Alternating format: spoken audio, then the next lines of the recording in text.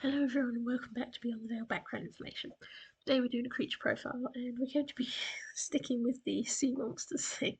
And these are actually sea monsters, but we're going to be talking about the Nereids today. So as usual, I'll use a quote from a story where one of them is mentioned or a character of that grouping is mentioned, and then I'll give you all the background information I have on it, and then I'll give you my little creature profile for how they appear in my Veil stories. So let's get into it. Frolicking in the sea as they do, but they're not on good terms with the mermaids. Maybe we should figure a way to broker peace between them. You think I'm meddling again, darling? Quote from the Viper King. Amongst the various collections that actually are sea creatures, not just river beasts as I tend to keep sneaking in here, the Nereids are basically sea nymphs within Greek mythology. Some say they're what mermaids have developed from, and others say they are completely separate from them. All Nereids get their name from Nereus. There are said to be 50 of them, and they're the daughters of Nereus, the Old Man of the Sea, and his mate, an Oceanid named Doris, which just sounds so perfect. I'll talk about the Oceanids after this, but the Nereids have had brothers called the Nereids, and there's thought to be about 50 of them too. Now, they are thought to accompany Poseidon, god of the sea, and can be helpful and even friendly towards sailors. They're said to have been helpful to the Argonauts on their search for the fleece, and often they're depicted in art riding on cetus, dolphins, and hippocampi. They, symbol- they symbolise everything beautiful and kind about the sea, and are thought to be excellent singers that will sing and dance around their father. They often are depicted as wearing white silk trimmed with gold and crowned with red coral. They are nymphs, so they tend to feature as having the potential for many of their as having the potential for raunchiness, and are often described as beautiful and naked when they're seen. There are a good many of them, and include names like Galatea, Thetis, mother of Achilles, Amphitrite, which is Poseidon's wife, and Pas Pas Pasmathi. Sorry, I have very bad pronunciation, so I apologise. In the Iliad, a few more are named, including Thalia, Spio, Nisea, Chymodos, Molite, and Panopea. Now, Thetis might be a name you recognise, as she's often mistaken as a goddess and sometimes mixed up with her sister Amphitrite. However, in some stories, she is the figure insulted by Queen Cassiopeia as she boasts about Andromeda's beauty, and thus Thetis gets Poseidon to arrange to have the place flooded and Andromeda facing Cetus. This is probably where Cetus is linked to the Nereids, and it is thought that the Nereids on the whole are disgusted by the vain queen, and thus the Cetus, I suppose, would be like one of their pets. Now, although I mentioned Thetis is often mistaken as a goddess, there is a general debate on whether Oceanids and Nereids are kinds of sea gods in their own right, but as they all work for Poseidon or are born to a sea god, it's not always clear. Now, there are several different sources, and they're all the typical ones for when you're looking at things Homer, Herodotus, all of the Ovid, all of the classical things have their number of Nereids and their choice of names.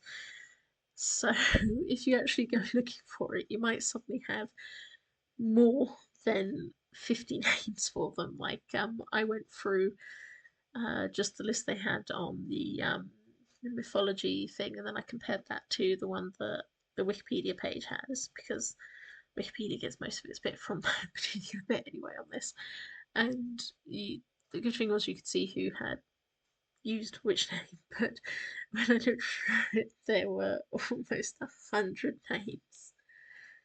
And I literally will only say right now just a few of them that I think I can pronounce, or at least might be interesting to you. Like there's Actea, there's Amphitrite, as I said, there's one called Asia, there's Calypso. In One Piece, she's described as an Nereid. Ceto, Cleo, Clymene, Dione, Darrow. Doris, sometimes she's counted as one, even though viewed as their mother. Dotto.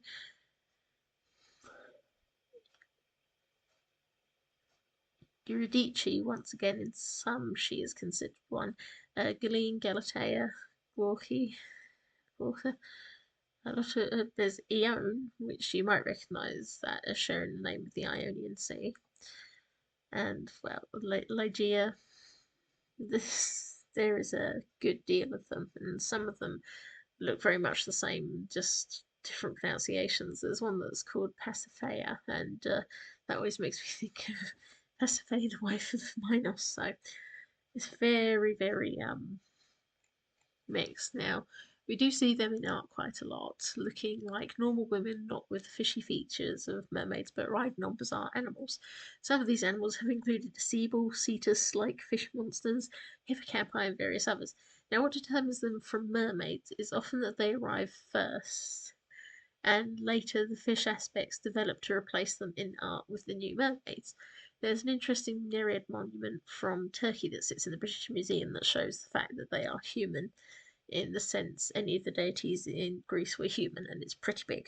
Although discussions of the colonial loot locker that is the British Museum is not where I'll go, though my stance is pretty clear. Now, Oceanids are another kind of nymph, but they number 3,000, often referred to as innumerable, and are the daughters of the Titans Oceanus and Tethys.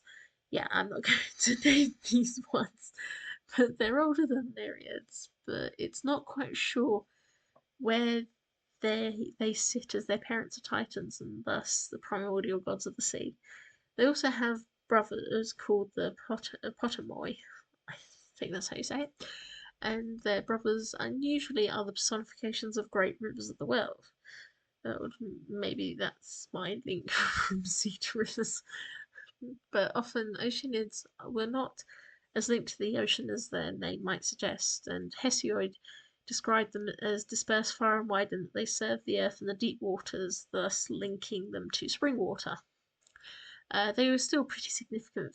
There were still pretty significant figures amongst them, which of course is Doris and Metis, mother of Athena and Zeus's first and unrelated wife.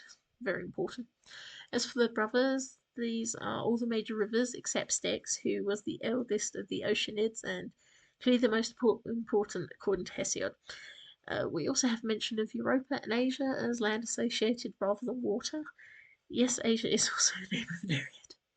According to Hesiod, their duty was to watch over the young, and well, Hesiod is a bit weird when describing them as neat-ankled ocean, the daughters of the ocean. No wonder the Victorians got panicked. But anyway, they do include Doris, mum of the Nereids, Styx, who was the wife of the Titan called Pallas, not to be confused with Athena's gal pal Pallas, and the mother of Kratos and Nike. Strength and victory, why not? We then have Eurynome, Zeus's third missus, and mother of the charities, Clymene, the mother of Atlas and Prometheus in particular, Electra, the mother of Iris and the Harpies, Rainbow and Windstorms, a nice balance.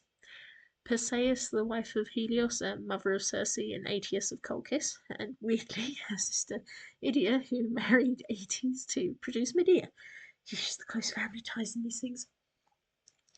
Now, it's said that sailors honoured the Oceanids, despite the fact they were not always thought to be tied to water, and apparently would appeal to them to navigate through storms. This was a point for the Argonauts, who made big sacrifices towards them before going on their journey, and considering the Colchis elite were Oceanid spawn, it sort of makes sense. Some reckon of them as companions of Persephone when she was trapped in the underworld, and certainly if Styx is one, it seems quite possible, as their link to underground water would be linked to the underworld too. Not to mention Artemis is said to have requested 60 for her personal choir, and they had to remain virgins during this time period they were with her. Honestly, the big difference between them is that Oceanids are older and commanding more respect, but overall they're very much the same sort of being. So here's how they appear in the Vale, often referred to only under the title of Nereids or Sea Nymphs.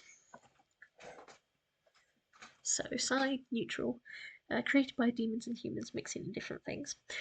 Created for no particular reason, created one before the Vale. Physical description, beautiful looking men and women that are seemingly normal except that they can travel using water and can turn into water at a moment's notice. Let alone do not age and are practically immortal if they're near water. Abilities can heal with any kind of water near them and can travel through water, most known for being at war with mermaids. Weaknesses: if they are mortally wounded and unable to reach a water source to heal themselves, they will die. They are also not able to cope in fire. Number: there's thought to be around 2,000 left. Well-known beings, some with names relating to myth but aren't those actual beings. Characters and stories to be announced. Final comments: I like Oceanids more than Nereids, and I'll consider where to have them in my stories, as there's a lot of space for them in my universe. But they're an interesting thing amongst it. Like, when you actually start looking into the Greek collections of the nymphs and stuff like that, you then start realizing the personifications for every aspect of the natural world, and just how each different author builds them up into something more or tries to make them more important. So they're really interesting to look into if you want to look into them. Yeah, thank you for listening.